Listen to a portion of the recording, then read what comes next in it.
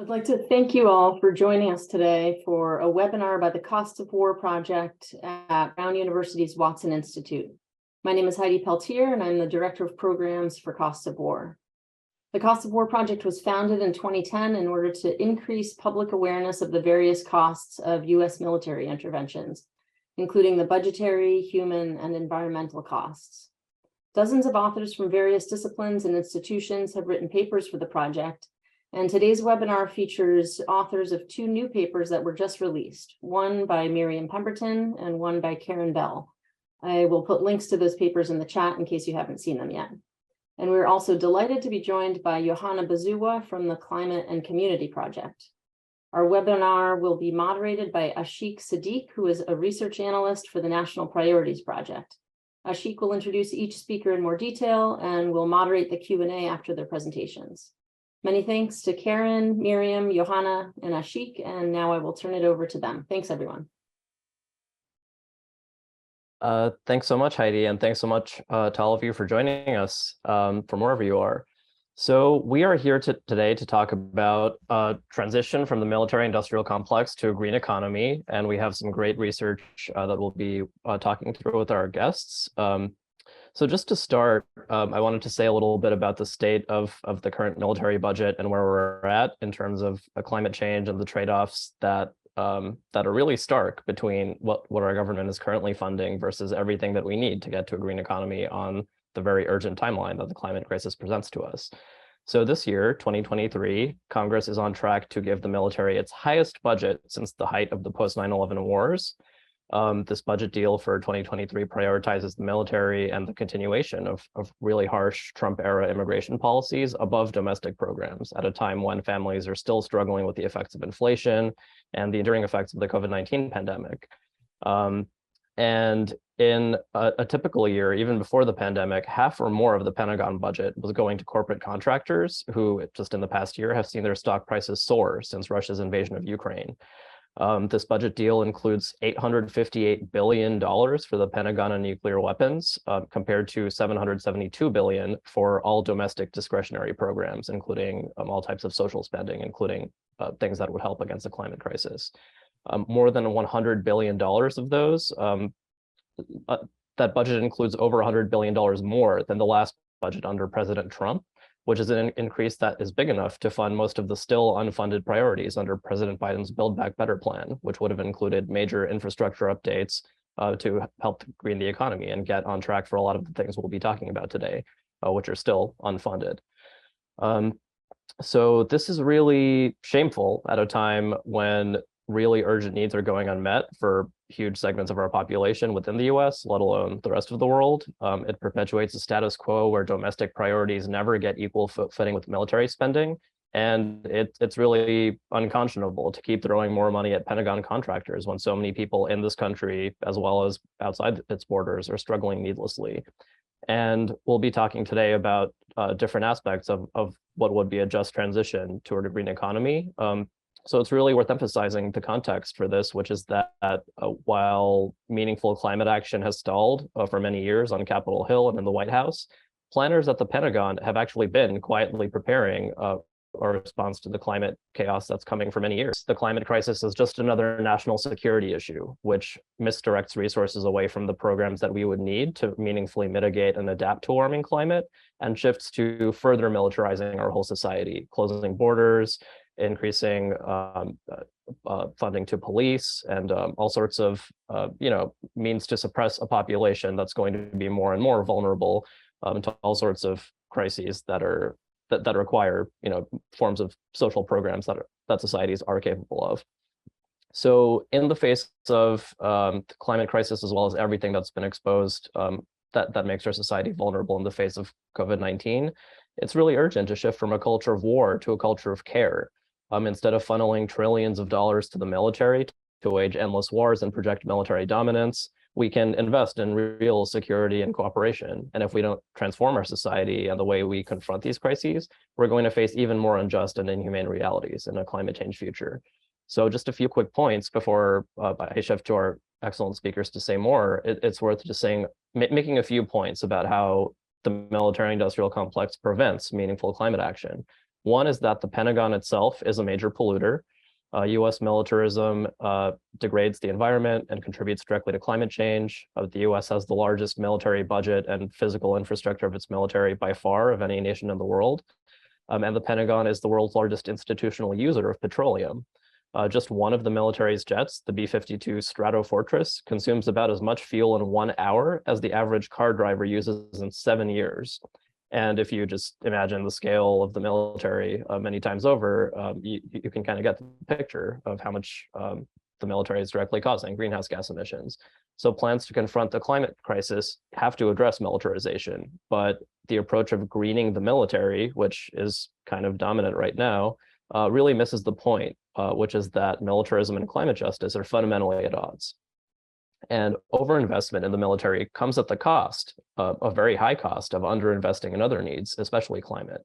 So for decades, the US has invested in military adventurism and prioritized military threats above all other threats to human life. If you quantify that, compared to the $8 trillion or more spent on war in just the past 2 decades from the US, the cost of shifting the entire US power grid to 100% renewable energy would be about $4.5 trillion. So if that transition had started, say in 2001, which is when the war on terror kicked off, we could have potentially had an entirely renewable grid by now. So that's a really stark contrast and shows how the bloated US war economy gives us a huge opportunity to redirect huge resources, including money, infrastructure, and people, toward implementing solutions to the climate crisis. And the last big point that we'll be talking about this whole hour is that workers need a way out. The fossil fuel and military sectors really mirror each other in that they do create a lot of jobs within the United States. In many communities, military, industrial, and fossil fuel sectors are really the only source or the primary source of jobs that are reliable. And that's a problem to transitioning away from them because there has to be a real alternative that people are convinced is possible. So we need a just transition for workers and communities in both sectors, and make sure that workers all across the country and around the world are not just automatically funneled into lethal work because of limited options, but are actually helping build the new economy. So in order to rapidly transition to a green economy, we have to fund millions of jobs in that growing green economy, and they have to be good jobs that workers feel like they have some agency in.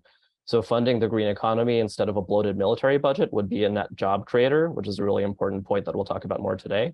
For the same level of spending, clean energy and infrastructure create over 40% more jobs, and energy efficiency retrofits create nearly twice the level of job creation as jobs in the military industrial sector. So those are just a few points. We'll be hearing a lot more from our guests over the next hour. Each speaker will have about 10 minutes to do a presentation summarizing their research. And we encourage attendees to drop any questions using the Q&A function in the Zoom box during the briefing, and we'll use the remaining time after the presentations to pose questions to the speakers. So our first guest is Miriam Pemberton, who has studied the US military economy and the means of shrinking it down to size for decades, first as director of the National Commission for Economic Conversion and Disarmament, and then as a research fellow at the Institute for Policy Studies, which is where I work. And with Lawrence Korb, she headed the task force that for most of a decade produced the annual Unified Security Budget of the United States. With William Hartung, she headed Lessons from Iraq, Avoiding the Next War, which was published in 2008. And she has just published a book called 6 Stops on the National Security Tour, Rethinking Warfare Economies. And she holds a PhD from the University of Michigan. So Miriam, to start, what does your research in this new paper show us about conversion, and what would be required for it to succeed? Thanks. Well, first, contrary to most received wisdom, this can be done. Swords can be made into plowshares, and military resources can be converted to civilian use. So this process got a bad rap in the 70s and 80s, particularly following the defense downturn, following the end of the Vietnam War. So the military contractors were looking around for something else to do, and contractors, one of them was Grumman, now part of the mega contractor Northrop Grumman. They decided they were going to get into the bus business, and so they built some buses and put a lot of them on the streets of New York City, where they began to break down. And Grumman was sued by the New York Transit Authority, and it was a public relations disaster, basically. So that gave a lot of contractors, the idea that they shouldn't even try this. But then comes the end of the Cold War, and defense spending drops by a third, and procurement spending drops by 2/3. And so again, these contractors are scrambling around to try to figure out what else they might do. So two of the biggest, it was first Lockheed Martin, and then they sold this operation to another contractor, BAE Systems. They, told their engineers, figure something out. And so the engineers in Binghamton, New York, were working on transferring one of their fighter jets from mechanical flight controls to electronic flight controls. And they were also working on a locomotive where they learned about regenerative braking. And so they put all this together and built a hybrid electric bus. And those buses are now on the streets of New York and London and Tokyo and 100 other places around the world, and they are reducing greenhouse gas emissions. So how did what's now BAE Systems succeed where Grumman had spectacularly failed? Mostly by learning from Grumman's mistakes. And the biggest mistake that dooms conversion wherever it's tried is that these contractors think they can make products for the civilian sector using military production techniques. So for example, military producers like the practice of concurrency, which means they get started on a big project, they lock in the funding, and they start full-scale production while they're still working out the bugs. And so this is what Grumman did. So the BAE folks in Binghamton did most of their testing off-road, and then once they got a contract for New York, they just put 10 buses on the streets. And so when there were problems, they could fix them without making all sorts of people mad about not being able to get to work. And so they abandoned this practice of concurrency, and that was one of their major successes. In the paper that I've just published with the Cost of War Project, I outline a bunch of the other things that they did to really adapt their processes to the demands of the civilian sector, such as they hired people who actually knew how to do high volume production, that is, produce 100 buses in a year or more, as opposed to 10, very high-tech airplanes, for example. And then, as I say in the paper, I go through a lot of what else they did to make this project a success. But the second point I want to make is that it's really hard to find these cases. There just aren't very many of them out there. It took me a long time to find this case. So why is that? Well, such cases are going to remain marginal and few and far between as long as we hold on to our primarily military industrial policy. In industrial policy that, as Ashik said, commands half of the budget that Congress votes on every year. It gets subsidies to sell weapons overseas. It gets frequently most of its R&D costs covered by the government, and so on. And so, as Ashik also said, you know, the challenge of this subject of this webinar is changing our overly militarized industrial policy to a green industrial policy. So this would involve, first of all, obviously, a shift of resources, a big fiscal shift in the budget from unneeded military spending to desperately needed measures to transition the economy to clean energy and transportation. This needs to be linked to the regulatory frameworks, to incentives, to something about R&D finance, and then finally to, you know, a range of programs that could be employed to sort of overcome barriers to this industrial change. So has this ever been done? Well, the best case happened in Southern California and in California in general during the post-Cold War period. So at that time, California had instituted the most stringent greenhouse gas emissions regulations in the country to deal with their smog problem. And their other crisis was that they had their aerospace industry had you know, the biggest drop in funding almost of anywhere in the country. And so they put these two crises together and they came up with some elaborate plans to build up an electric car industry in Southern California to deal with the smog problem, and also be a place that could, you know, absorb many of the workers that were being laid off in the aerospace industry. Now, as we all know, that electric car industry did not get established as a replacement for the aerospace industry in the post-Cold War period. The obstacles were many. The car industry was not that interested, as it certainly is now.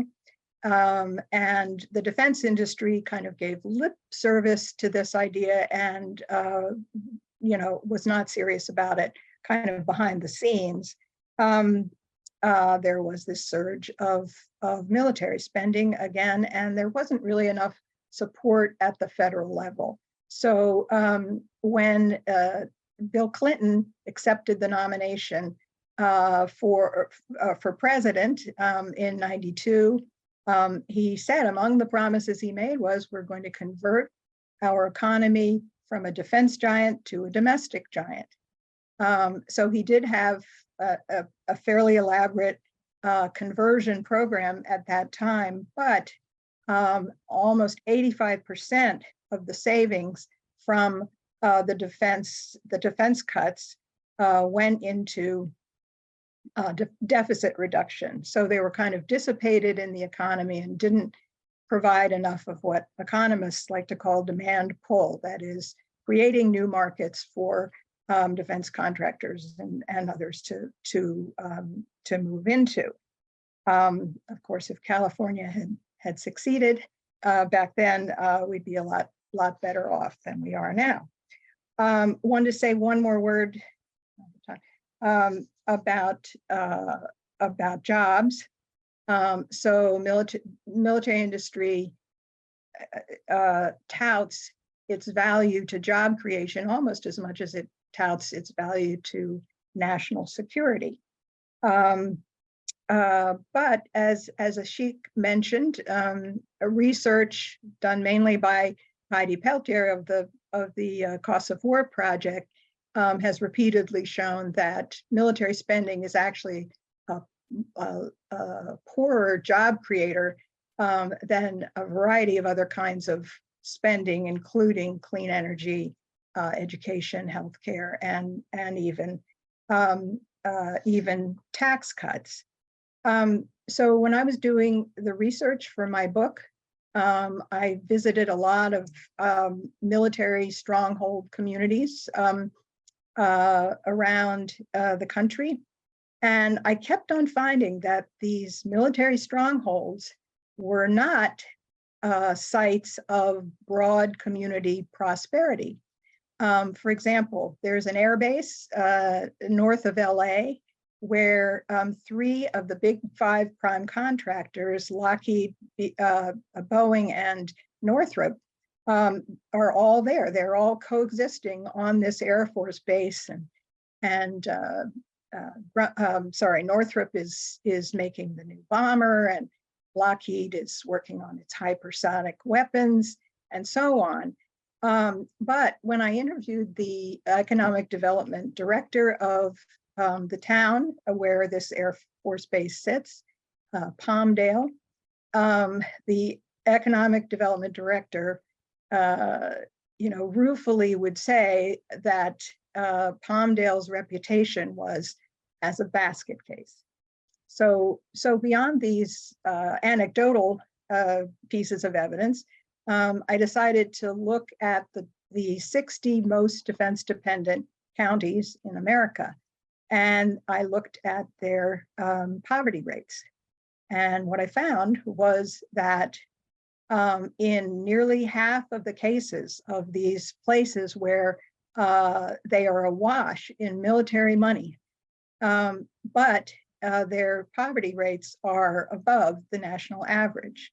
So, this is another part of the case that latching onto the military economy is not a reliable ticket to community prosperity. I should stop there and give somebody else a turn. Thanks so much, Miriam. So I see some questions coming in from folks on the call. Feel free to add some more in response to what Miriam just said in the question and answer box. So next we have Karen Bell, who researches and teaches on the just transition, environmental justice, and environmental policy at the University of Glasgow. She's an author of numerous publications, including the monographs Achieving Environmental Justice from 2014 and Working Class Environmentalism from 2021. She has a PhD in environmental justice from the University of Bristol and a master's in peace studies from the University of Bradford. So Karen, your paper is based on interviews with workers in the military manufacturing industry. What do they have to say about the prospect of converting the economy away from the industry in which they work? Thanks, Ashik. So we interviewed 58 defense sector workers. Some of them were ex-workers. They were working in either as military workers or working for defense companies or working for defense government departments. And we looked at United States and United Kingdom because of the very high military activity in those countries. And we talked to them about transitioning their sector to sustainability. So we found that the workers were very positive about decarbonisation, which I'll come back to later because that's very much what the defence companies now are focusing specifically on rather than wider issues of sustainability. But they had very different views on how this should happen and whether diversification or conversion should be part of that. So we've all the transcripts that people allowed us to make available, and they're anonymized, are available on the UK Data Archive. So you can see the whole range of what everybody talked about, and the link is in the report from the Cost of War project. But I'm just focusing here in that report as well on the views of those that were arguing for diversification. Because I found it interesting that they should do that because it would appear to go against their job interests. So there were 3 different arguments given. The first one was that these workers didn't have a problem with defence production at all, but they wanted to diversify because they thought it would increase their job security, because they didn't want to be dependent on government contracts or particular defence companies. They wanted to be able to provide for different kinds of companies. So for them, it was all about security. And then there was a second group of workers that were very concerned about the environment, as were all these workers that came into the study because they self-selected to come in, and it was about sustainability. So you'd expect that. But these ones in particular were worried about the environment, and they could see that their job was creating environmental harms. So they wanted to cease the unnecessary production. So they thought that defense was necessary for safe and maintaining democracy and those kind of arguments. But they felt that there was a lot of waste. So, for example, there were public relations exercises where you send off a flotilla of ships just to show that you can do it. They said, we don't need that, that can go. Exporting to harmful regimes, they found that very problematic and made them feel uncomfortable about their work. And the kind of constant replacement of weapons, so that there was that idea of waste as well, that you didn't need to keep replacing them. And you probably didn't need as many of them to get that feeling of safety and protecting democracy that they were after. And then there was a third group that wanted to seriously reduce defense spending and probably eliminate it altogether, ultimately, because of the environmental and social harms. So they talked about the deaths, the poisonings, the intergenerational harm, the harm to agriculture, to buildings, to everything that we supposedly value, and that it wasn't the best way of going about it, that we should be using more diplomacy. We shouldn't be resorting to violence in this day and age. There should be better ways of doing things. And they also talked about the point that Ashik made about the so-called peace dividend, that the money could be spent, particularly in the US, on healthcare, or it could be provide aid to countries that don't have sanitation. Millions of people dying every year of those problems that don't need to die. So they talked about all of that. So we saw these different views overall, and that kind of reflects what's going on within the trade union movement, which is the only way we can access workers' thoughts really on this topic. For example, we just had in the UK the Trade Union Congress, which is the umbrella organisation for different unions in the UK. At their recent meeting, they decided to reverse a 10-year support for arms diversification and to vote for increased arms spending. I mean, it was quite a difficult situation because they had card votes where the union votes on behalf of the members that aren't there, so they haven't party to the discussion, because a lot of pro-arms conversion arguments were made. So different unions have different positions on this. So although we can't generalize from our small sample, it's given us some insights, and it's kind of reflected in the current debates. And it was a very marginal vote, and we think it was pushed in that direction by the situation in Ukraine at the moment, and that, you know, the public are getting constantly bombarded by the message that, you know, weapons are the answer, basically. So as Ashik was saying, even the defense companies now are realizing, despite them saying they're so necessary, that they need to green themselves because of all these studies coming out that Ashik mentioned. And also I particularly want to mention one from Lancaster University, because they did a study in 2019, which kind of made me just think I really need to focus on this topic, because people aren't saying enough about it. So they basically looked at all the greenhouse gas emissions of every country in the world, and they put them in a league table of high to low, and then they slotted in the US military alone, and it came out as number 47, just from the military, and they were only looking at fuel used, so it'd be much higher than that. So all these countries' whole greenhouse gas emissions you know, pale into insignificance in comparison. And when you think all the pressure the public are getting to give up their holidays and give up this and give up that, quite a negative message. And there we are, the military is carrying on like that. I thought, no, we need to get the environmentalists talking about this.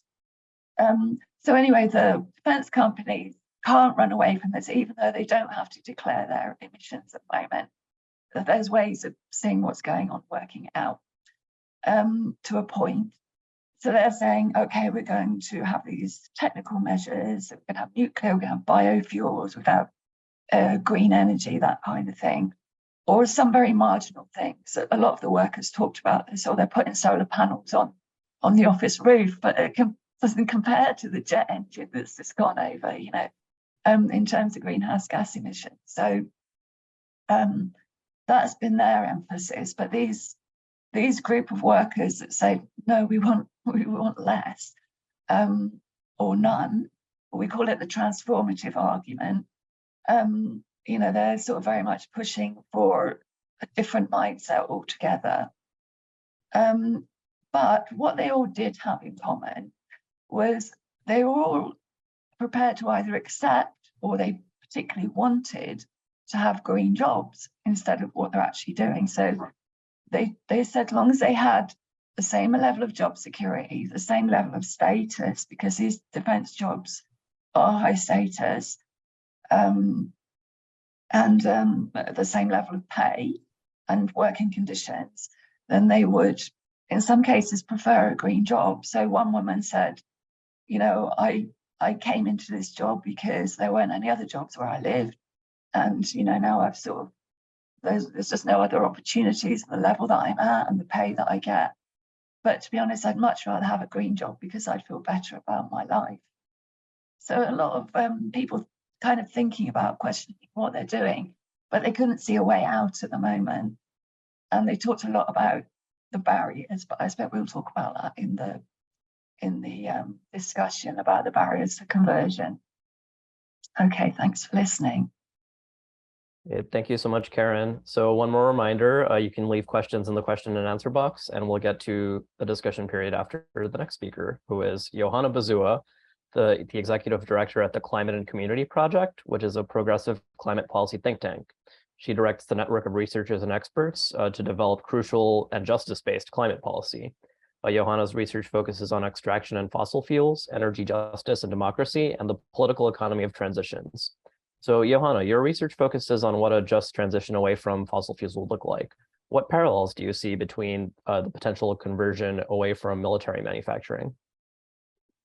Hey, Ashik, thank you so much for that question. And thank you so much for putting me in conversation with Miriam and Karen and the whole team here. There are absolutely threads that I see in listening to Karen and listening to Miriam today and what we're going through when it comes to the transition off of fossil fuels. And really to reiterate, Ashik, what you said earlier, the US military has this kind of massive carbon blueprint. The overfunding of military and defense contractors has contributed to these vast supply chains, carbon intensive manufacturing, and even like a gas guzzling fleet. And so this is contributing to climate destabilization, as well as the potential of the military being the one handling the national security crises. So much like fossil fuels, where the fossil fuels are harming communities, there's already pollution that is associated with the extraction and production of fossil fuels. There is the ever-present issue of climate change. And so this is a crucial moment to reconsider both, the military's role in our society and how we make these transitions. So, as we know, like a just and equitable transition is not easy. And so today I wanted to just pull on two threads here. One is really articulating the similarities between defense contractors in the military industrial complex and fossil fuel companies, in how that informs how we look at a just transition. And then second, some of the tools that are at our disposal that often have been used during wartime that actually could be used for the climate crisis. So first, looking at the relationship between fossil fuel jobs and military jobs. First off, the work is often hard. In the case of fossil fuels, you might be working on an oil rig. This is harsh work, but also has this kind of intrinsic cultural connection, right? Like fossil fuel workers historically have felt very proud of their work. They are often powering the country. They are ensuring that we can turn our lights on. Historically as well, there have been connections for military or defense contractors that have that concept of like they are protecting one's country. So this cultural identity component that's attached can make the transitions particularly hard to navigate. And I'm grateful for the work that Karen has done in kind of digging even deeper into that and understanding the dynamics of green jobs and wanting to enter into greener spaces while handling the context in which people are working.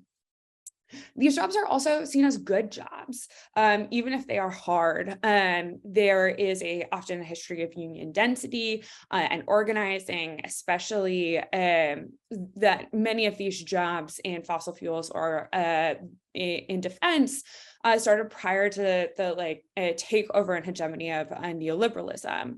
And in contrast, renewable energy jobs have been created in the last 30 years, which is an era in which in the United States, we have had radically reduced union density. So the pay is seen as less, the work is more contractual. It's hard to say, this is an easy one for one.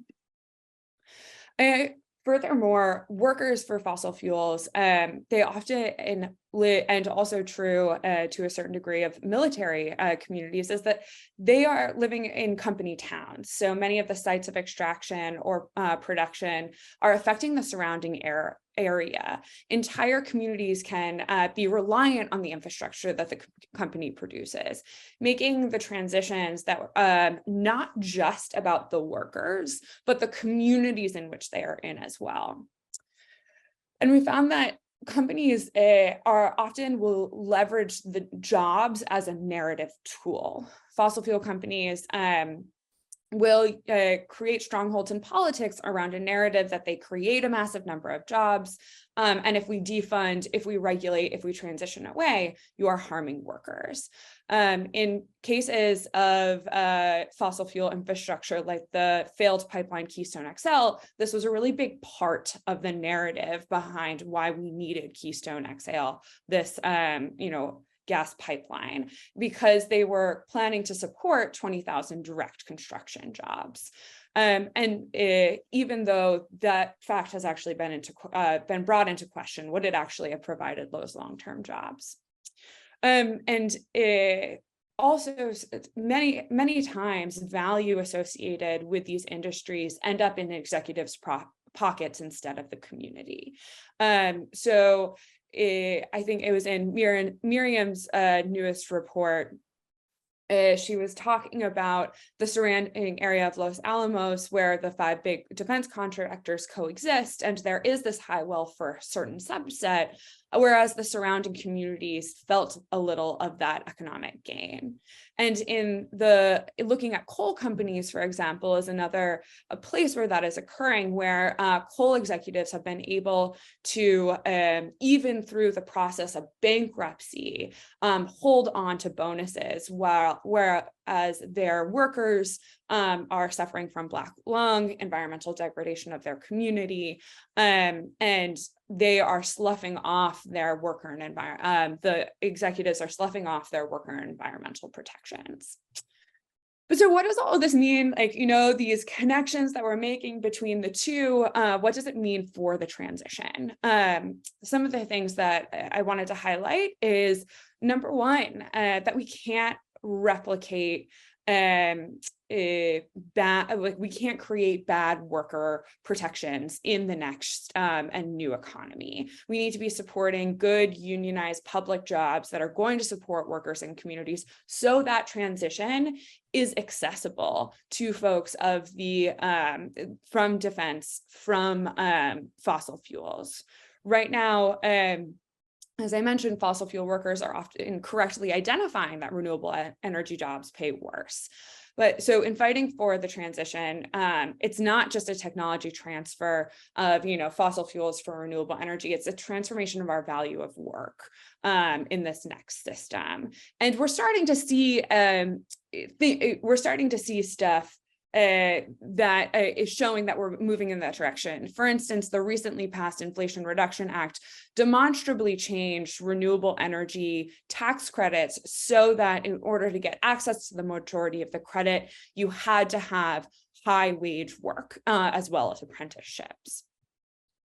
And so in terms of so the second piece here for a just transition is considering the larger community. Eliminating a corporation within a municipality doesn't just mean the workers are getting laid off. It means that they are sometimes losing their tax base, philanthropic dollars entering their community, and other forms or streams of income. So we need to step in and support the transition. A really interesting example was in Tonawanda, New York, where the shutdown of a coal plant the activists were fighting for the shutdown of a coal plant, but there was real concern, not only for the fossil fuel workers at the plant, but for the public school teachers who were going to lose this tax base that helped to support their teaching. So organizers hatched a plan to get together to figure out how the town could weather the plant's closure. And so they went and got gap funding from the state to make up for that tax base loss so that they could ensure that they could weather. And now they're actually trying to consider what they do with that space where the coal plant used to be. How do they reappropriate it? And then the last piece I wanted to bring up is just this piece that Ashik, you also brought up, which we can mobilize for climate, not for war. War mobilization does show the power of the state in industrial policy. They can be engaged. And so how do we reconsider those industrial policy levers that have been used for war mobilization, for better social good, for the benefit of people and planet? And I think this is particularly interesting because of the military overproduction that we may, by limiting the amount of military budget, could actually lower material demand. It would actually lower material demands that could be reappropriated and redirected toward the green transition. So a couple of examples of this is the Defense Production Act. So Defense Production Act was originally created during the Korean War as an effort for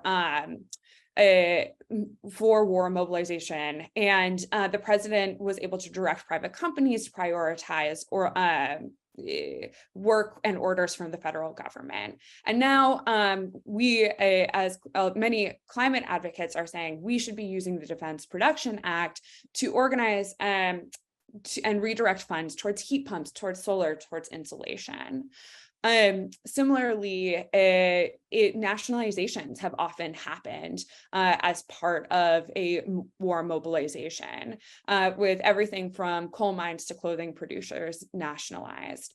And I've written extensively about the opportunity to nationalize the fossil fuel industry to actually manage the decline of the industry in the most swift and just manner, so that we're thinking about the workers first and foremost.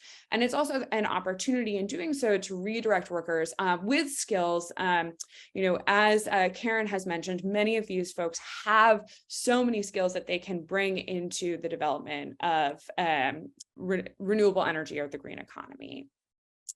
So, overall, I think that there are so many places in which the fossil fuel transition mirrors the transition that we could see from defense contractors toward a green economy. And I think both can learn a lot from one another and the activists and organizers that are doing the work and the workers who are doing the work. So just a huge amount of gratitude to Karen, to Miriam, to Heidi, and everyone who is on this call, thinking about it from the defense perspective and how we can bring those lessons learned into the fossil fuel transition as well. So thank you. Thank you, Johanna, and to all of our speakers. So let's move to Q&A now. We have some great questions coming in. So first, from Adriana Rivera, have you looked at the national security implications of diverting funding from certain defense programs? And in what specific programs do you find the most waste? Who wants to take that one? Yeah, I can take that. The national security implications I think there has been studies that have shown that the more weapons you have, the more wars you have, basically. So it's almost like if you're trying to kind of keep an industry going, and it seems to be at the back of their minds a lot of the time, the governments, or maybe even at the front of their minds, that how kind of lucrative this industry is. And there's a lot of lobbying from the companies, and there's kind of a revolving door of people that work for the government, and then they work for the defense companies. Campaign Against the Arms Trade in the UK have done a lot of work in this area, just showing that it's kind of, on some level, they have a vested interest in having more violent conflicts, and it certainly plays out that way. I mean, which are the countries that are always going to the UN wanting to have a war? It's the ones with the big arms industry. So I think the national security implications would be greatly improved by transferring these jobs over to green jobs, and not proposing that violence is always the answer. It's like, oh, there's violence, let's have more violence to get rid of that violence. It's not, it's just a never-ending machine, isn't it? So I might just add on, where to cut. So the Congressional Budget Office every year looks at that question, and this year came out with 3 different options for how $1 trillion could be saved from the defense budget over 10 years. That is $100 billion each year. And there were a range of options, including looking at this endeavor to completely replace all of our nuclear weapons platforms and the nuclear warheads and the entire nuclear complex, basically. This was actually a deal that President Obama struck. He, did that beautiful speech on the possibilities of nuclear and the need for nuclear disarmament, and then to get the Congress to agree to the next phase of nuclear weapons reductions. He cut this deal saying that, yes, we will spend, it was then thought to be about $1 trillion, now it's about double that, to replace the entire nuclear complex. This is, this is wasteful and unnecessary, and others on this call have talked about all the other priorities, foremost among them, making this transition to an economy that runs on clean energy and transportation, and prevents irreversible climate change for all future generations. So I'll mention just one other study. The Pentagon commissioned a study of what savings could be made in the so-called back office, the civilian infrastructure in the Pentagon.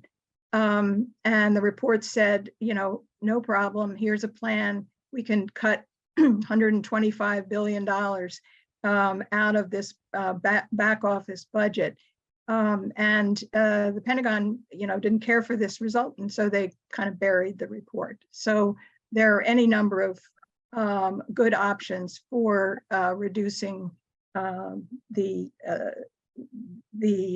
military budget and using the savings for other priorities that we urgently need.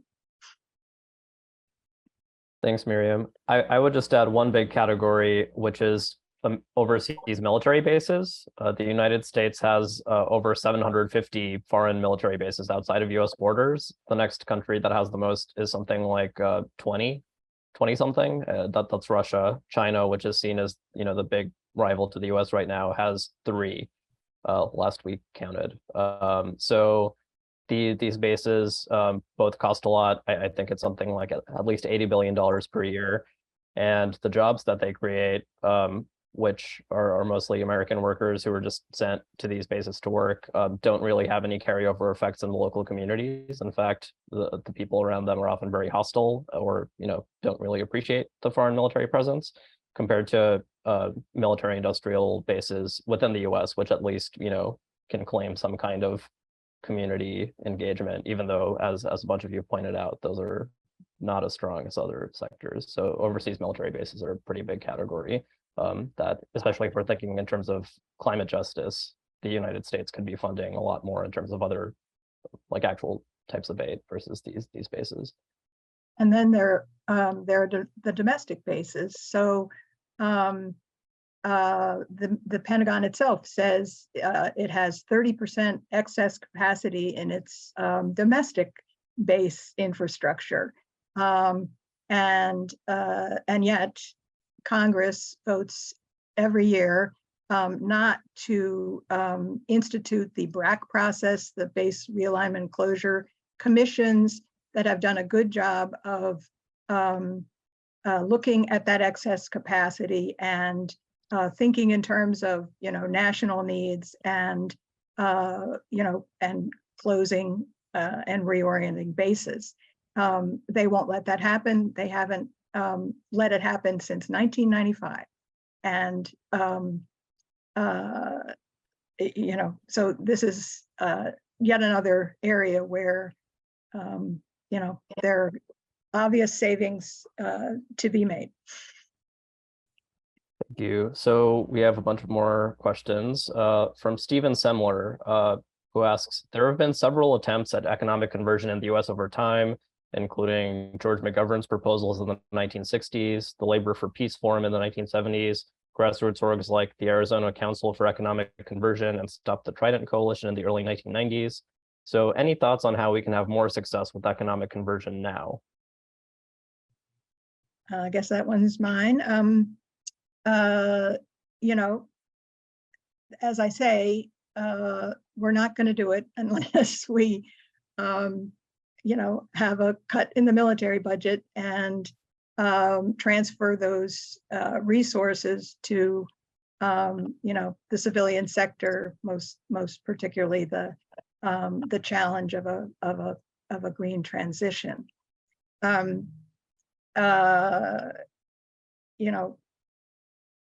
At the moment, we have a military budget that is, as Ashik outlined, going through the roof. We do, I think the most promising thing I've seen lately is the passage of the Inflation Reduction Act, which I think did a pretty good job of outlining and funding a green industrial policy. But it's important to recognize that that budget for 10 years of spending on climate transition, $37 billion a year, that's about 3% of what the military will be getting. And so unless we change those proportions substantially, military contractors are not going to, in any, substantial way, do what they have to do to, to do anything but produce for the military. Thank you. So that's sort of job one anyway. Sorry. Yeah, I can add as well. Yeah, it's very important, obviously, to have the workers on side, which is why we want to find out what the workers think. And even if you haven't got a majority, if you've just got some people in the sector arguing for that, especially if they've got positions within the unions, then things can change. The workers talked about some of the barriers to conversion being the cost, that it would cost the government money, They talked about the profit and power that I've already spoken about.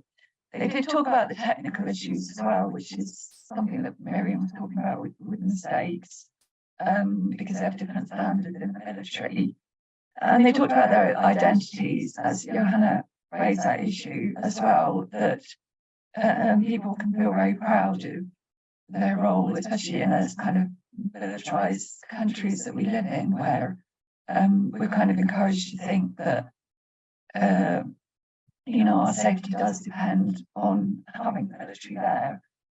And also they talked about habits and cultures and a kind of general lack of democracy, because almost no one had spoken to these workers about transitioning to sustainability, let alone arms conversion before. Like one worker said, you can't start talking about this topic because your boss is God, and you won't get your promotion if you manage to keep your job. And I think we all understand now that we really don't have freedom of speech anywhere. So there's a lot of really huge barriers to overcome, and we need to learn from what happened before. So in the UK, our most famous example of workers trying to bring about an arms conversion was the Lucas Plan, which seemed to succeed because the unions were a bit mixed about it, and the company, they were a bit mixed. Everybody was a bit mixed about it, including the government. And when you've got these vested interests that you're up against, and it's really difficult to change things. I mean, we had our closest moment of almost having sanity when we almost had Jeremy Corbyn as the Prime Minister, because we had a left-wing government, and he himself being, I won't say a pacifist, because I don't think he would openly say that, but he's always, stood against war. He's always been on the panel of the Stop the War Coalition. He's always been in solidarity with a lot of these countries that get demonized, and he's always tried to find another way. And it's quite ludicrous that the media tried to portray him as a terrorist because he was speaking to terrorists who are now in government. So there's a lot to overcome, but it can be done, and we kind of almost do it, and then it doesn't quite happen. I could just add maybe, one of the chapters in my book was about the state of Connecticut, which is the fourth most defense-dependent state in the country. And I spoke to the head of the Machinists Union, one of the most defense-dependent unions in the country and in that state. And he said, there was a diversity of opinion, as Karen's research, indicates, but the same is true in the U.S. that the workers at Pratt & Whitney making engines for the F-35 around the Hartford area, they would be fine, he thought, and said, if today they're making these jet engines and tomorrow they're making, wind power turbines engines. But another part of the state, Electric Boat, where they make nuclear submarines, that workforce is much more, determined that their work has this critical national security purpose. And so, it's hard to imagine what else they could be making there, but they're not interested in that question, in contrast to the workers at Pratt & Whitney in the Hartford area. I'll just say one more thing, back to that Air Force base north of LA that I talked about with all the defense contractors. Also, remarkably on that site is a Japanese manufacturer of light rail cars for the Los Angeles area. And just happened to see on, one of these websites, these job websites, indeed.com, this worker saying, we make good money, compared to, what the other workers on this site making military products make. And we have, good working conditions. And we feel that the work we're doing, providing light rail cars for Los Angeles, it makes us, gives us an important, purpose in helping our community, and that was important to him. So, there's complexity to all these views, as Karen has indicated, but there's some hope there, I think. Thank you. So next question is for Johanna. Alan Ware says, interesting to hear you mention the Defense Production Act and its use for the fossil fuel transition. It appears that President Biden has already used this at the suggestion of Senators Markey and Warren. Can you comment on this? Yeah, Ashik. So that is very astute. In fact, we have been able to organize and through a lot of work, get President Biden to commit to using the funding and using the Defense Production Act to fund things like heat pumps, weatherization tools, solar, batteries, a real range of different renewable energy components for the transition. In part, this was actually activated with the rise in energy costs that were somewhat related to the war in Ukraine. And so I think what we'll continue to see is like people pushing for additional funds through the Defense Production Act, because it is just a leverage point that has been underutilized to date, especially considering the implications of not decarbonizing fast enough. The Inflation Reduction Act also provided additional funding, or excuse me, Inflation Reduction Act providing additional funding for the Defense Production Act on renewable energy, which was really great to see. So we hope that President Biden continues to use his power of the executive office to continue to push for more investment of this sort. And it's under review and has been for some time now in terms of how that money should be leveraged. So many environmental justice organizers have been working to say that the priority should be given for that, for those funds to be serving disadvantaged communities first and foremost, in alignment with President Biden's commitment to Justice 40, so 40% of the benefit of investment in renewable in the transition going to disadvantaged communities. So more to do, but good strides being made. Thank you. So the next question is also for Johanna, but I think anybody else could speak to it as well. From Marianne Comfort, I'm curious as to why Johanna says that jobs in the transition need to be public jobs. Can she elaborate on that, since good paying jobs in the fossil fuel and defense industries are through private corporations, albeit with government support?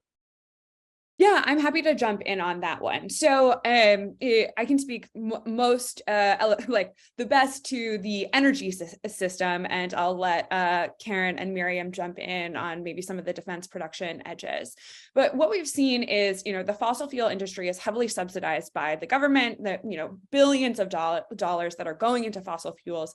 And inherently, energy is a public good, right? Like everyone deserves to be able to switch their lights on. But it is taken over by, or it is managed by a private industry. And what we have seen is that that private industry is using their political power, the heft of their funds in order to slow the transition down.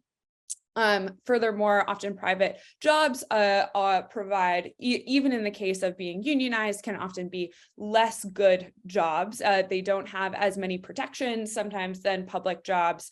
And so when I talk about the future jobs being public, part of the reason I say that is because it is in a sector that is so critical to the public good. And so I inherently believe that the entities like energy, services like energy should be a public service, therefore, because I think that it could also help with the issues of influence in the government, with political lobbying and spending, and also ensure that the jobs that people are gaining access to have high protections, are accessible, and will be long-term jobs.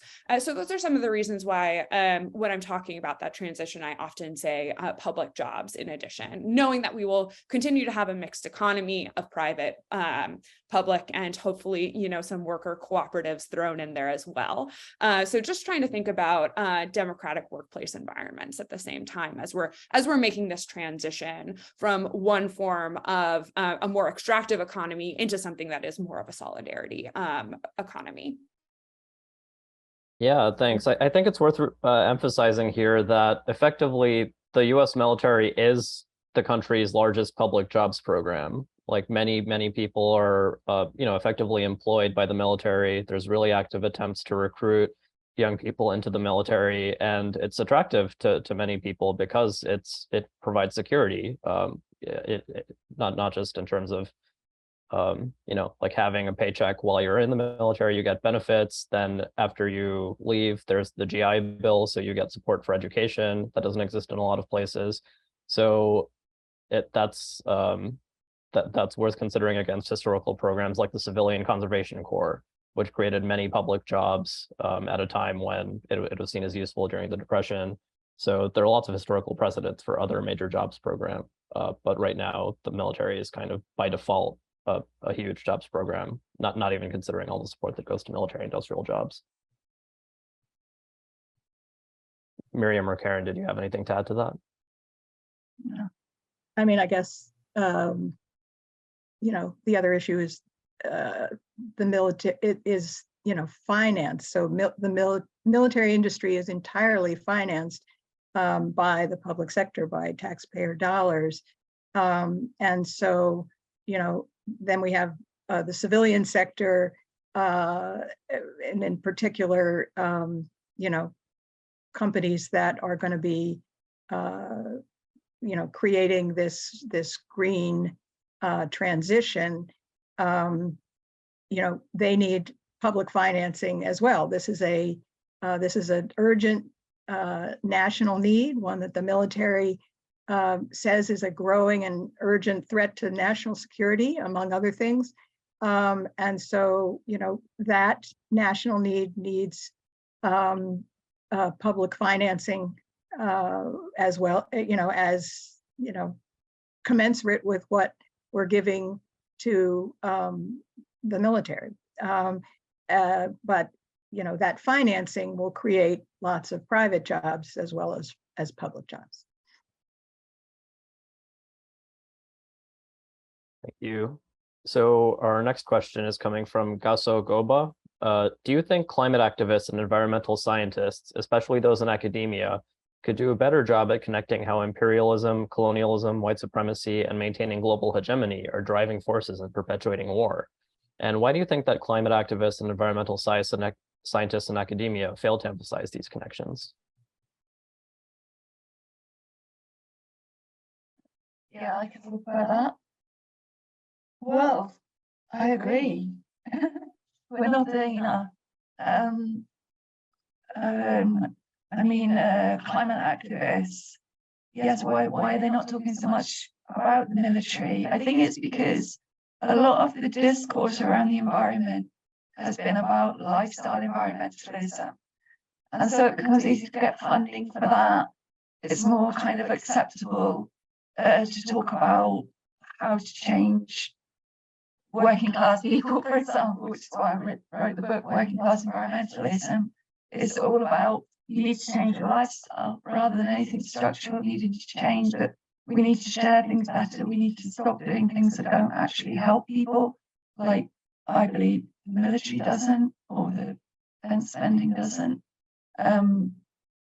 So yeah, we haven't done a good job on that, and I'm just hoping that these kind of events, these reports coming out. I mean, it's always good when campaign groups get hold of your academic work, because you do your best to try and make it have an impact, because that's why you wanted to do it in the first place.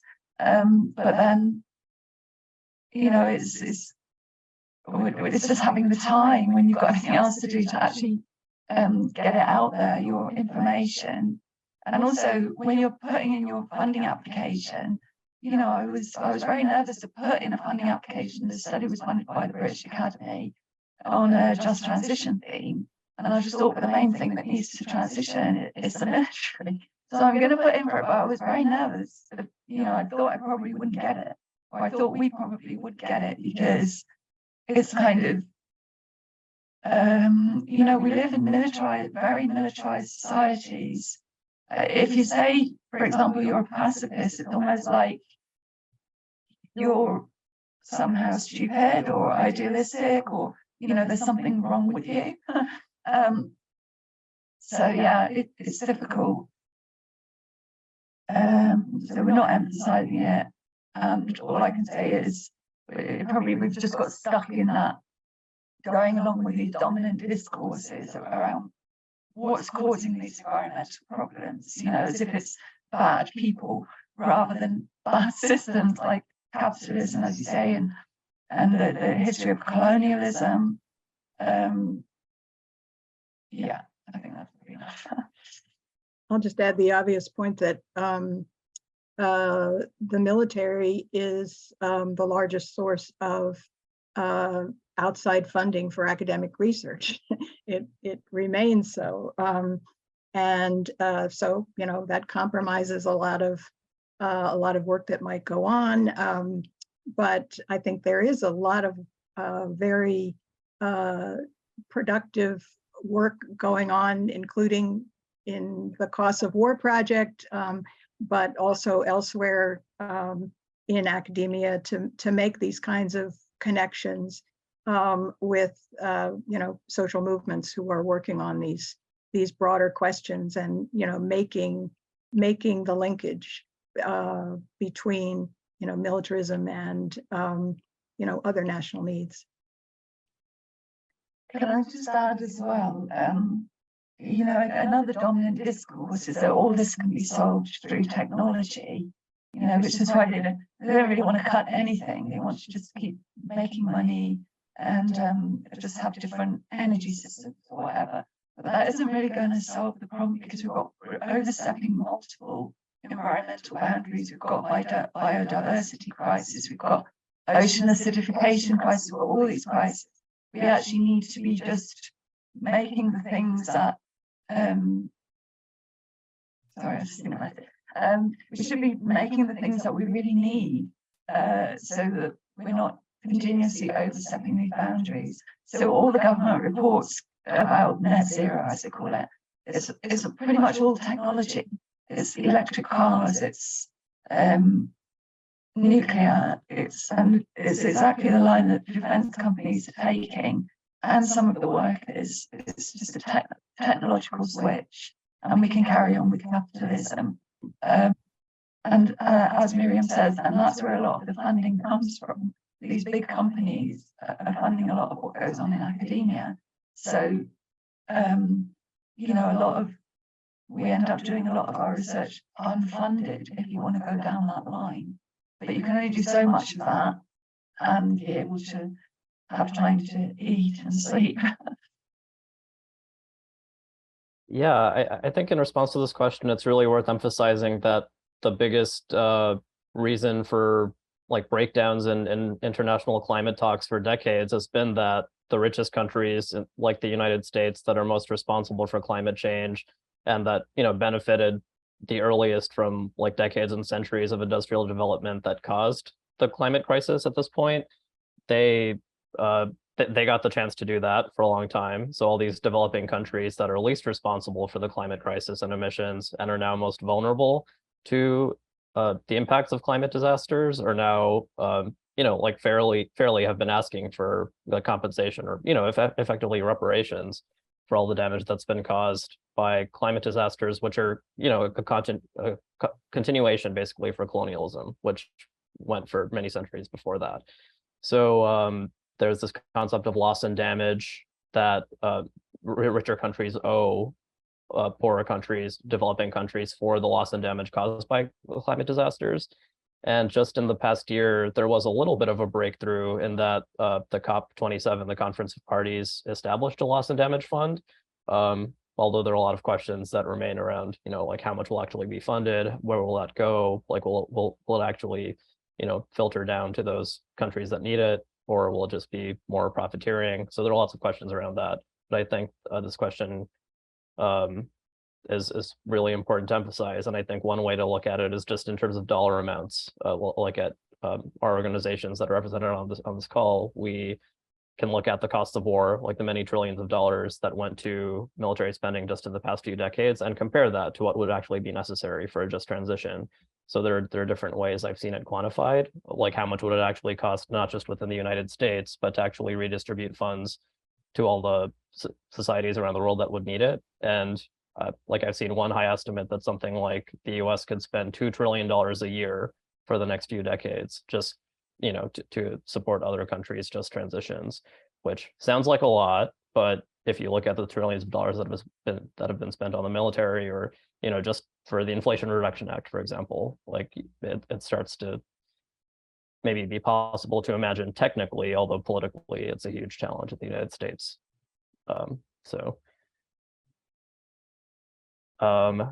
We have a few more questions. One is from Jake Lunsford. In the European Union's decision to divert military spending and decarbonize their economies, there was a reliance on the US military umbrella to ensure security. EU countries have since reinvested in military spending because of the war in Ukraine. How can we reduce the security umbrella of the US without causing our allies to reinvest in military spending as a counterweight to ensure their own security? I can say something. I'm not sure that everybody believes that the US is providing us with security. I think some people believe it's doing the opposite. And there are campaign groups throughout the UK saying they want to get out of NATO because they see it as taking us into wars. And most of the last 20 years, we've been involved in wars. Iraq, Afghan, Libya, attempts to get us into Syria, attempts now, to get us involved in Ukraine. It's just never-ending wars that have been often pushed from the US. So I would say it hasn't helped us with our security, having that huge military industrial lobby going on over there. It's really threatening to the whole world's security, in my opinion, but I'm probably going a bit beyond my academic post in saying that. I'll just add, it's a really great question, and it's a question that really got much harder when Russia invaded Ukraine. It's just a fact. This has created huge problems and created, a huge, as the questioner says, investment in Europe on, on its military forces. I mean, it's a good thing that if the U.S. The U.S. should be sharing whatever military burden you think the world has. It should be sharing with allies, but the effect of the invasion of Ukraine has made the challenge of demilitarizing our world much harder. It just has.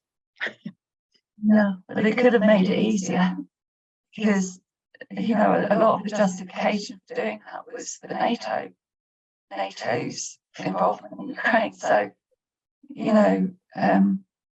depends which way you look at it, whether it's made it harder or easier.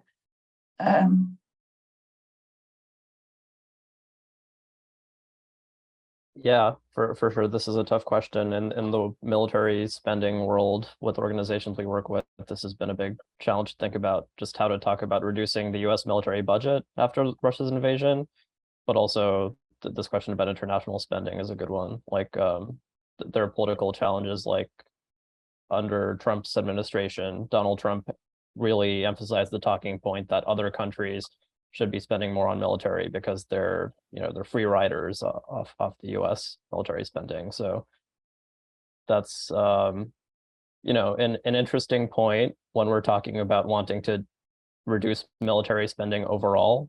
Like there's still, like, even in Trump's in the way he talked about it, it still is saying that there's a need for all this military spending and that we need to fight our enemies, when probably most of us here on this call would say we need to shift resources against the real challenges that we face, which are not military in nature, but it's definitely a huge political challenge right now.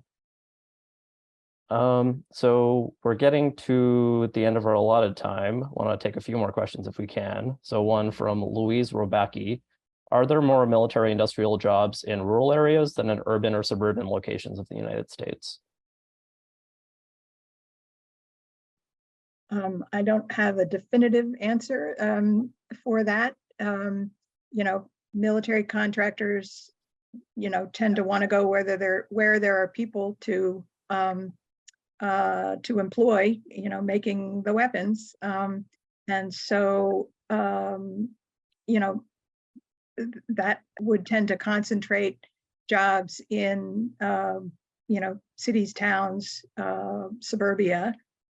Some military production, they definitely want to go where, go into rural areas, such as, I keep mentioning that Air Force Base north of Los Angeles.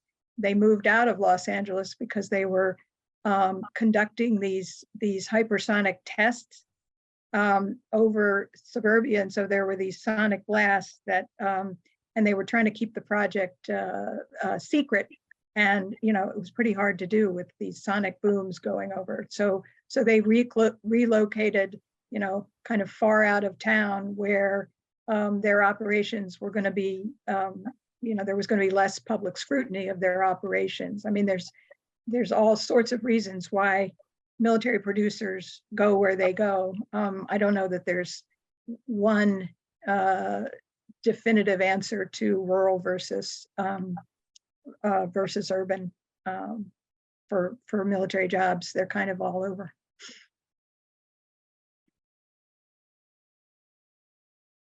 Thank you. So this question has been touched on in a bunch of different ways. From Ellen Barfield: I've been working for decades to show that more jobs come from social programs, education, healthcare, now green energy, decent housing and retrofitting, and the economic conversion attempt in the 1980s was part of that. Can you address the long struggle for facilitating public understanding of this demand? How other forms of social spending create more jobs than the military?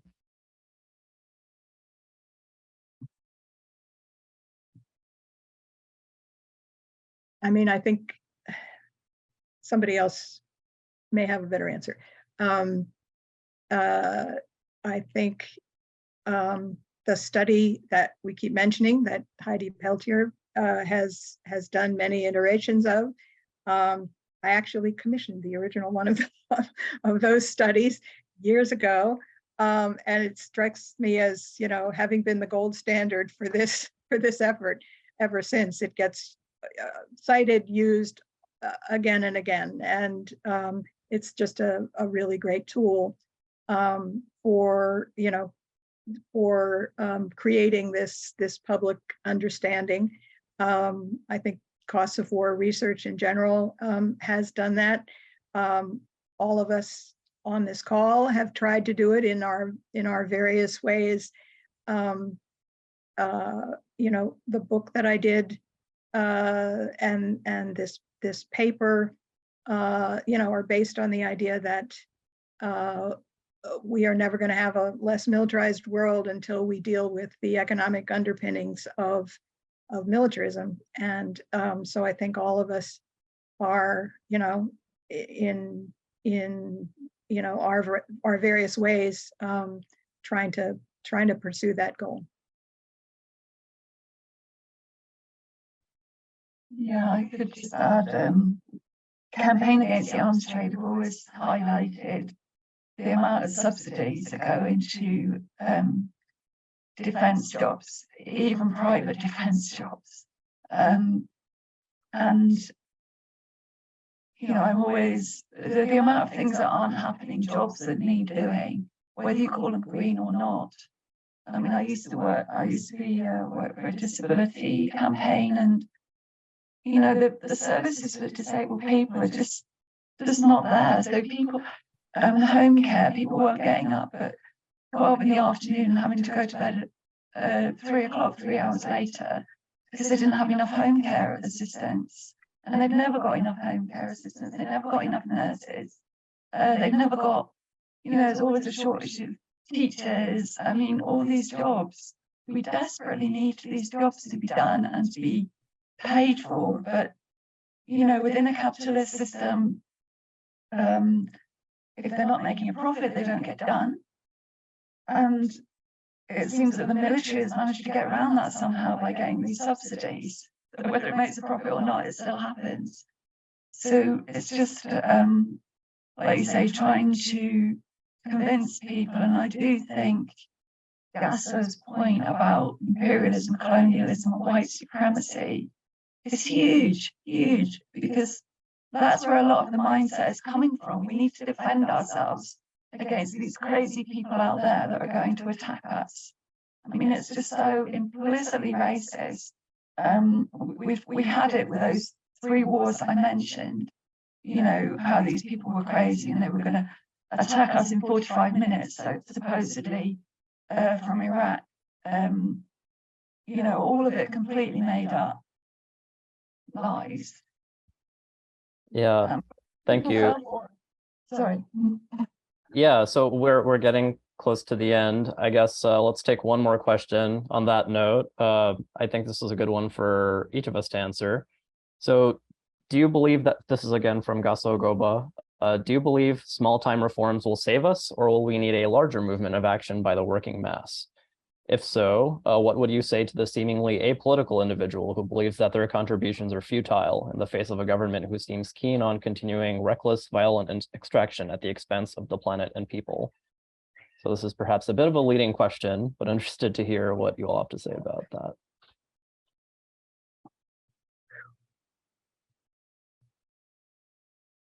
You know, that's the crux of the matter.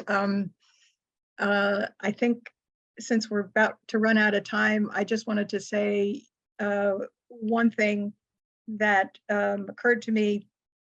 There was a New Republic article written about our papers, came out today, which is great, but the title sort of gave the impression that the argument was that military conversion is sort of the main event in demilitarizing our world, and I wouldn't want to leave that impression with anybody. You know, it's important that we've invested trillions and trillions over decades in all of this military technology, and we should try to recoup some of that investment in you know, in converting that technology to you know, things like and in particular the climate crisis, but it's not the main event to solve the climate crisis. It's you know, we should do it where we can, but you know, a green transition should be left to the people who know how to make green technology and do those jobs. And we need, federal, state, and local funding and private investment, and other components of a green industrial policy, we have to let the best producers of those green solutions win. We should emphatically not give this task over to the military. Just wanted to make that clear. And I could just say, every step is important. So yeah, we want the reforms on the way because they give people hope. They change things, and also they give people hope. And if people don't have hope, then we're not going to get anywhere because they won't try. They won't try to change things. So we need to report the good news stories where things have changed a little bit. This kind of chink of hope from the defence workers themselves who are saying, we need things to change within our industry is a hopeful message, I think. So we just need to keep telling people about those messages, encouraging everyone who's trying to make some step forward. Karen, I'll jump in right after you because I think you hit the nail on the head in terms of absolutely we need action by the working class. We absolutely need mass movement in order to make this stuff happen, in order to put the pressure on these really, really large, politically active companies. And also we need to prove that that's worth everyone's time. If you are an individual who maybe is not yet activated, being able to implement non-reformist reforms, right? Things that actually are structurally changing something. And then there's a material difference in that person's life, has the ability to create even more momentum and engagement in a movement to do the much larger kind of systemic changes that are necessary. So I think it is a both and, but let's not fall for the incrementalism that allows them to, these companies to give us a small piece of, a small piece of bread when we deserve to have the whole loaf. So yeah, I think I'll stop there. Yeah, I would just add it's really important to keep building political power around, the vision of something as expansive as a Green New Deal, just major programs that the federal government and state and local governments could do to meaningfully shift local and national and international economies toward green industries. And it's really important to develop projects at the local and state levels that can demonstrate that. I'll just point to some research that was published recently from my colleagues at the Institute for Policy Studies, a report called New Mexico at a Crossroads, False Solutions or Just Transition, just using as a case study the economy of New Mexico, which is pretty heavily militarized. There's a lot of border industrial stuff happening where a lot of jobs are dependent on militarized border enforcement. So this is looking forward at ways to speed up the renewable energy transition in New Mexico and lead the state on a just transition, and that could be a blueprint for other parts of the country. So I think that visions like this and starting to enact them can help more people understand that it is actually politically possible as well as being technically possible. So this is really important to keep building out in the months and years ahead. So on that note, want to thank everybody again for joining us on this call today and everybody attending. If everyone could just drop links again to the research that you've presented here, then folks can follow up in their own time. And yeah, feel free to reach out to anybody here if you have more questions or thoughts about what we've discussed here. So thanks, everyone. Thank you. Thank you. Thank you.